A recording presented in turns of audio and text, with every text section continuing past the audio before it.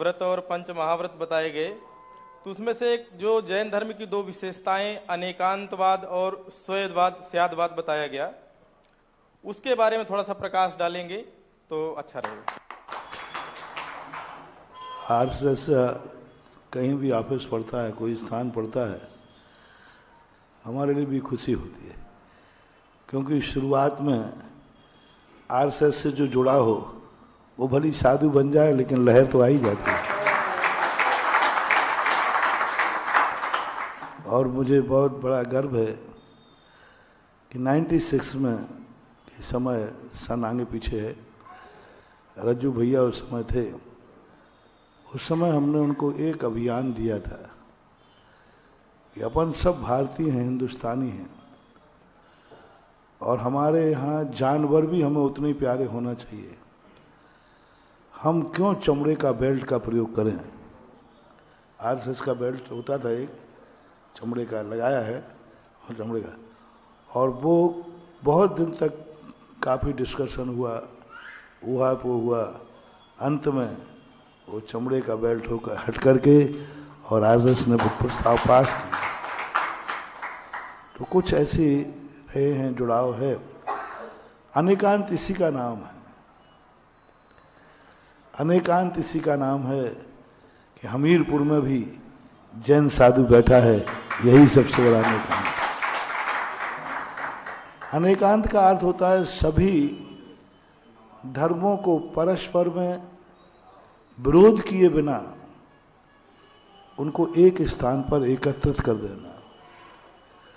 जैसे आंख और कान है, दोनों परस्पर में विरोधी हैं, ये देखती है और ये सुनती है, लेकिन आत्मा के लिए दोनों एक है। आत्मा के लिए दोनों से प्यार है। आंख कान नहीं हो सकता, कान आंख नहीं हो सकता, लेकिन आत्मा के लिए कान प्यारा है कि आंख प्यारी है? बस उसका नाम है अनेकांत धर्म। इस शरीर के अंदर जितने भी अंग हैं सब परस्पर विरोधी हैं। हाथ है, अलग है, पैर अलग है, पेट अलग है, पीठ, सब कुछ अलग अलग है, सबके नेचर अलग अलग हैं, सबके कार्य अलग अलग हैं, लेकिन इन समस्त कार्यों के अलग अलग होने के बावजूद भी आत्मा इन सबको प्यार करती है, आत्मा सबको संरक्षण देती है। ये सब आत्मा के लिए जुड़े रहते हैं, इसका नाम है अनेकांत। अनेक धर्म जिसमें आकर समाहित हो जाएं, अनेक धर्म जिसके आकर के सपोर्ट करें, वह अनेकांत है। जैसे अपनी आत्मा के लिए कान भी सपोर्ट कर रहा है, आंख भी सपोर्ट कर रहा है, मुख भी सपोर्ट कर रहा है, लेकिन ये परस्पर में विरोधी हैं, परस्पर में विरोधी है, एक दूसरे से नेचर बिल्कुल भिन्न है। लेकिन आत्मा के लिए ये सभी मिलकर के एक हो जाते हैं, सभी आत्मा के कार्य करते हैं, परस्पर में विरोधी होकर के भी, और आत्मा इनको भी सब पे कमांड करती है। ऐसे ही तत्व, अनेक तत्व आत्मा के अंदर है। यदि अनेकांतवाद घर में आ जाए, अनेकांतवाद समाज में आ जाए, अनेकांतवाद राष्ट्र में आ जाए, अनेकांतवाद मुल्क में आ जाए, सारे विषमवाद खत्म हो जाए। स्यादवाद का अर्थ होता है उस अनेकांत को कैसे समझाऊं, समझाने का तरीका। एक ही व्यक्ति एक समय में पिता भी है, बेटा भी है, मामा भी है, भाई भी है, और कोई भी हो सकता है। ये एक समय में एक साथ एक व्यक्ति हो सकता है कि नहीं? होता है। तो अब एक साथ इतने संबंध पिता और बेटा एक साथ कैसे बनाए? दो तो विरोधी है। पिता आशीर्वाद देता है, बेटा पैर छूता है।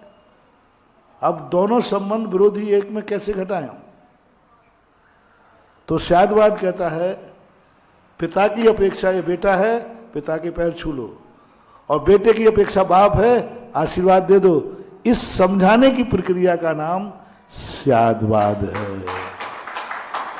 अन्यथा एक व्यक्ति परस्पर में कैसे करे?